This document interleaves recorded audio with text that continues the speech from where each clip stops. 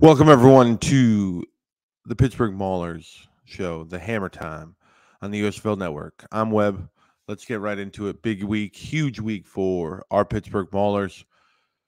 We're going to jump right in. Week 3, the big win over the Stars, first win of the season, 21-13. The offense scores, 12 points in the first half on five possessions. 5 possessions, four scoring drives. Some of them were longer than others.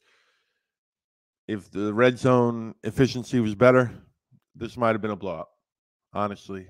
Troy Williams came in as a quarterback, settled the team right off, used his legs to get a first down. He felt comfortable as the game went on.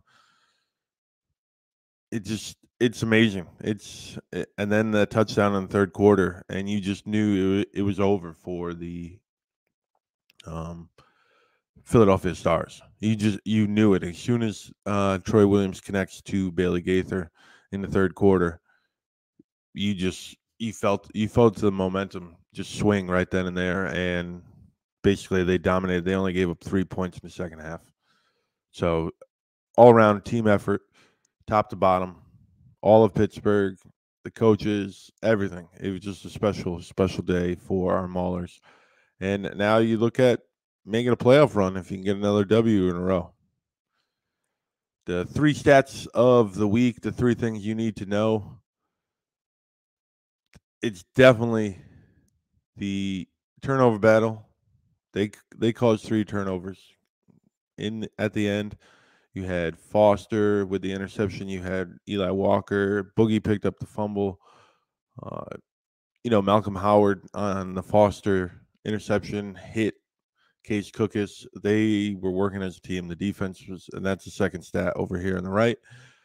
Foster had 11 tackles, 2 tackles for loss, 2 pass deflections, interception. Torridon was everywhere. If they got past the line of scrimmage, Torridon was there to hit him. Zeno was his normal self. Will Miles had a great day pressuring the quarterback.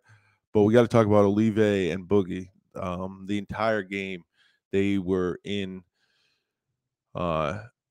Case Cookus' head.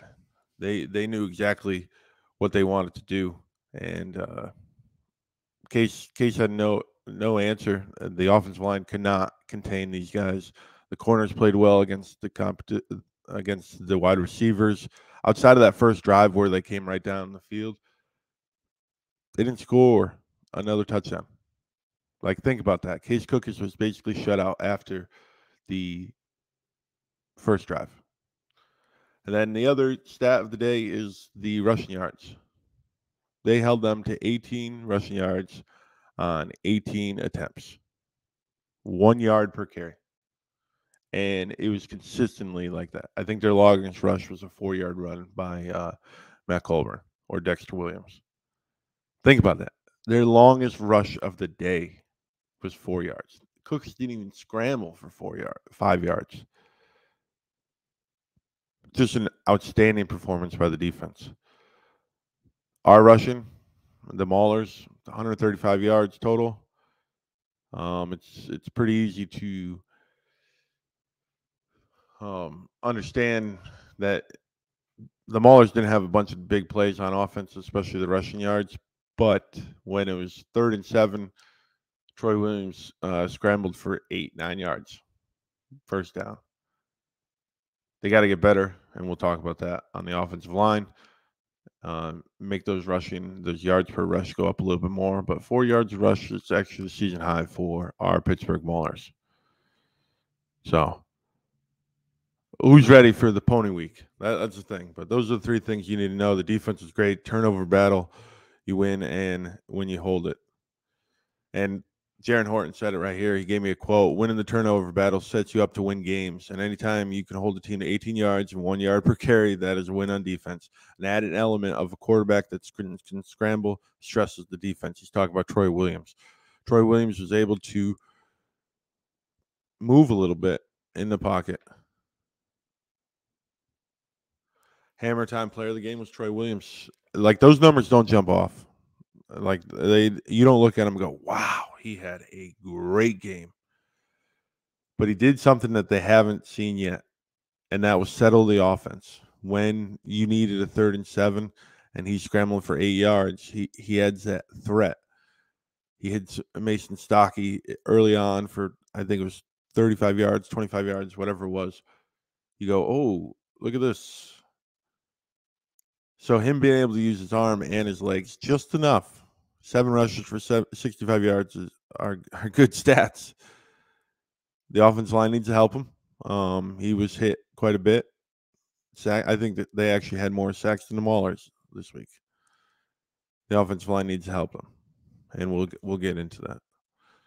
But Troy Williams is definitely player of the game. I know Reuben Foster got the league defensive player of the week, and I know that Chris Blewett, our newest kicker, who went 5 for 5 from field goals Sunday, was the special teams player of the week.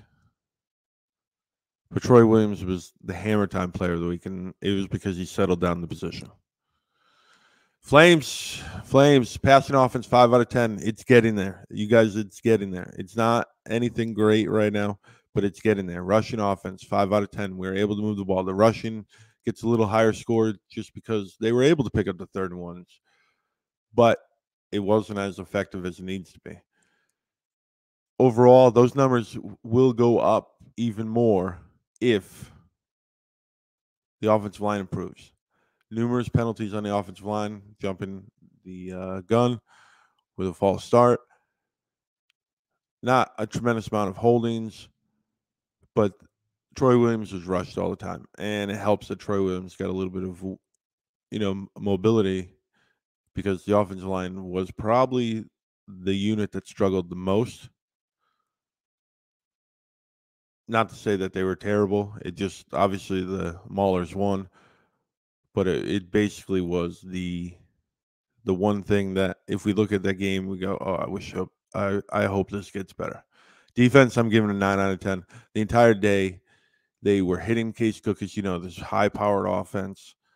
They couldn't run the ball. They had Corey Coleman.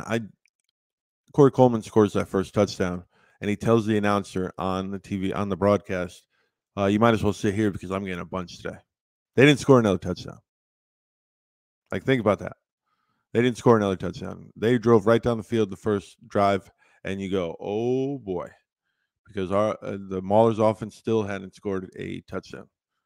After that, they just hit Cookus the entire time. Punt, punt, punt, punt, punt, punt, punt. Like they were solid the entire time on defense, and that's why I give them a 9 out of 10. Outside of that first drive, they were basically near perfect. And when you win the turnover battle, like Coach Horn said, you're in pretty good shape. And the thing about it wasn't like there was one player that was dominating. You had Olive with the strip sack fumble. Boogie picks it up. Boogie's hitting him the entire time. Will Miles hit him. Vaughn Taylor hit him. You've got Tizino and Foster, and then you got Gilbert with the pass deflection, and then you got Keith Gibson, who's playing good coverage, and then you got Torden and Tarp and Eli Walker with the interception. Like, this entire defense played together as a unit. And that's the reason why I couldn't give the the hammer time player of the week to the defense, because I would give it to 11 guys on the field for almost every single play. Savion Williams comes in and gets his first action all season. He gets a couple hits in the red zone. Like, it was a complete unit. Like, they were working as a unit, and successfully. Special teams, 8 out of 10. The only reason why this didn't get 10 out of 10,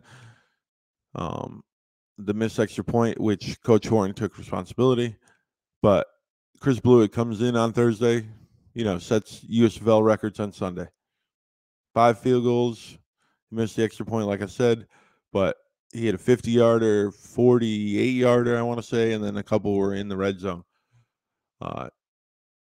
Completely different special teams. I think special teams' highest grade so far this year was like 3 or 4 for week 1, and they just felt very confident. It was actually a pretty cool moment in the press conference. Actually, Coach Horton was there with Troy Williams, obviously, the quarterback, and the long snapper, Riley Lovingood, the punter, Matt Mangle, and the kicker, Chris Blewett.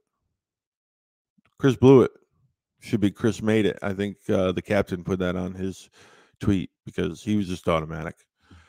Another thing I want to talk about here is, so the linebackers are absolutely amazing. Ace put out a tweet this week saying, like, this is controversial that Foster and DeZeno are the best playing linebackers. It's not controversial. It's facts. If you watch any of the games, there's not another team that has two linebackers that dominate like the Pittsburgh Maulers. And then the special teams looked absolutely terrific. You got long returns from Henny all season. Josh Simmons on the kickoff returns. Everyone wants to talk about Deion Kane, which we'll get into in a little bit. But Josh Simmons is returning the ball just as good as anyone else. He just hasn't broken one for a touchdown, which that's the reason why he doesn't stand out. It just seems like the special teams and linebackers, oh, you know who they're coached by? Coach Mark Hall. Underrated. Absolutely underrated. His units stick out every single time. Last year, Tizino was solid, right? Like, it was just, Dale Warren was good.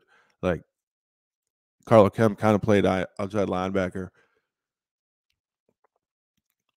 Special teams, he put Fabroni and the kicker into the NFL, and it just Trey Walker had a couple punt returns. Isaiah Henny, like, we need to start talking about Mark Hall as possibly getting promoted to a defense coordinator. Like, he is a solid coach. So we come up to Ponies Week, 6:30 on Sunday in Canton. So the weather right now looks like it's going to be fine. Who knows? Two things that we got to look out for: protect. And if that block was bigger and I didn't have to make the font smaller, I would have probably wrote it another, 48 times. We need to protect Troy Williams, give him time. And if it breaks down, it can't be a free shot. There are too many free shots where the tackle or the offensive lineman didn't even react to the guy. And sometimes it was Adam Rodriguez. Like, you need to know where that guy's on the field. Definitely the opportunity, because these ponies will hit you in the mouth. They like, especially on the defensive end, and we'll get there, they like to put pressure on the quarterback. If you ask the Boats, and they're wounded because of their loss, like, they're ready to go. So it's a big week that we need to protect. Red zone touchdowns. If the Pittsburgh Maulers could figure out to score half of their possessions that they're in the red zone to touchdowns, without a doubt, the Pittsburgh Maulers will be a playoff team. They get there. I believe they have 9 or 10 trips right now, 1 touchdown. 10%. I'm gonna use 10 right now. 10% is not going to cut it. It's just not. The offense seems to be getting into the red zone and then failing to capitalize on the being within 20 yards of a touchdown. Now, I know it's tougher down there because the defense has less land to cover. I get all that. But you can't be the worst in the league by doing it. You just can't. If you're the worst in the league in red zone touchdowns, if you're the worst in the league in turnovers, more likely you're the worst in the league. So 6:30 Eastern Time, FS1 in Canton against the Ponies. And that will be after the Generals take on the Breakers. Another good one. So tune into there. Canton's got the best football matchups, I think, of the week. So who to prep for? Last week, Armani Dennis was on there, and he almost had that interception early on. So, and Devin Gray, they contained him. Successful, we win. Who to prep for? Jay Sternberg. Alex Magoo likes to go to his tight ends. As you can see, he's got 218 yards, 13 receptions, 3 touchdowns. Most of that came in that week 2, week 1. He didn't have a great game last week. Still was their leading receiver, I believe.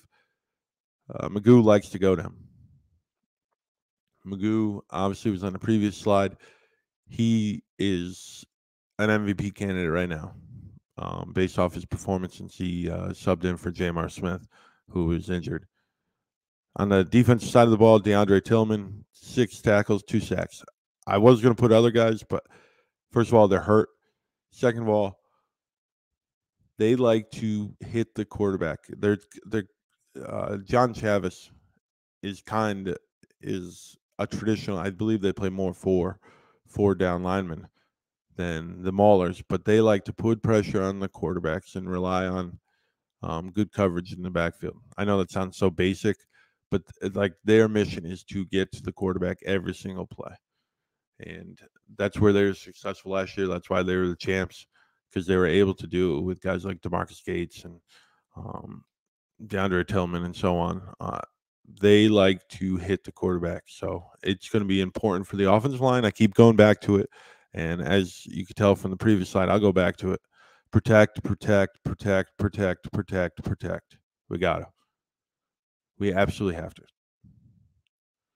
Hammer Finder of the week, Braden. I'm going to start with the left. Braden Patton. That's just the offensive line. I put Patton up there. He's the captain. That the entire offensive line needs to protect. I just said it. I'm going to continue to say it. It will dictate who is the winner on Sunday. They need to protect. Then you got Boogie, my man Boogie. First of all, check him out on Ultimate Cleveland Show. He goes there every Tuesday. His sports commentary, his point of views are on point. He had Vito Victor on this week with him. It's a Cleveland show. You know, they're in Canton, but Boogie's great. Boogie and Olive need to continue to hit the quarterback and put pressure up the middle, in the face, make Alex Magoo uncomfortable. I really believe that you can get Alex Magoo to turn over the ball more than Case Douglas if you continue to do what you did this past week. They've got big play what receivers. You got to worry about the coverage. So that's fine. Their running game is right now. You know, Bo Scarborough's out. So they got Maribel back there.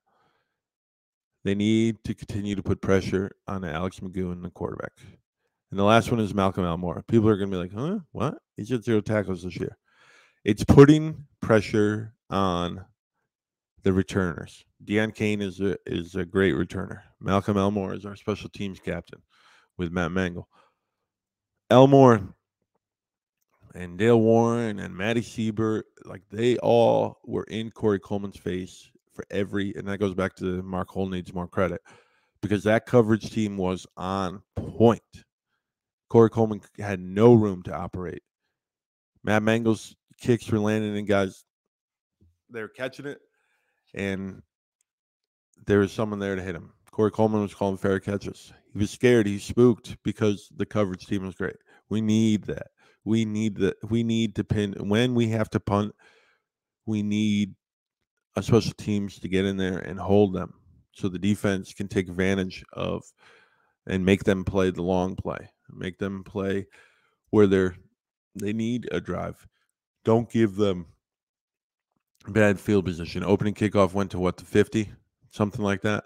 Stars were able to operate 50 yards. We have a great defense. We really do. The Maulers have the best defense in the league. But when you give up that field position in special teams, it's just a momentum killer. 4 things. There's a new segment I'm going to find random pictures. I go into where I make these little slides and I hit 4 things. 4 key words that I want to emphasize on the preview for the upcoming week.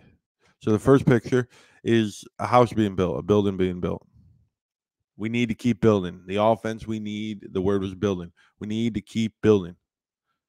The offense is building. It was really comfortable. Think about it. 4 out of 5 drives were scoring drives. Now you get a little bit better. You know, maybe you punch in 2 touchdowns there. That game's over at halftime. Right? That game is basically over at halftime. Keep building, especially on the offense. The picture with the rush, the lady holding up the rush sign. Rush the quarterback. Make Magoo feel uncomfortable. Rush, rush, rush. Olive Boogie, I just talked about it. That's definitely it. The one below that is special teams. I think it's important that we continue to excel on special teams. When you have an offense that isn't scoring a ton of touchdowns, you need to excel in the special teams with coverage so that you're helping out the defense. With the return game, so you shorten the field for your offense. field goal kicking. When you go 5 for 5 for field goal, you're making sure that the offense hard work that they're getting into the red zone. They might not be able to punch it over, but you're getting 3 instead of 0. And it felt like the coaching staff just trusted Mr. Blewett or Mr. Made It. Doubt and believe. We're at that crossroad right now. Either you're going to believe in this team or you're going to doubt this team. If you watch some of the other shows and throughout the USFL network, you hear those little shots like even the Maulers got to win, or you can't score 1 touchdown without. Ask the Maulers without losing. Ask the Maulers. This is the time for this team to take the next step and make the doubters into believers. All right, that's it. Dinner time with Webb. I enjoyed it. We'll leave it with the turnover hammer. Cracks me up every time. I had to use this picture because he just looked straight in the camera and he just giving straight answers. That's after his forced fumble that basically sealed the deal. But new episodes 5 p.m. Eastern on Wednesdays. Dinner with Webb. Webb out. Hammer down. Hammer up. Hammer left. Hammer right. Webb out. USFL Network.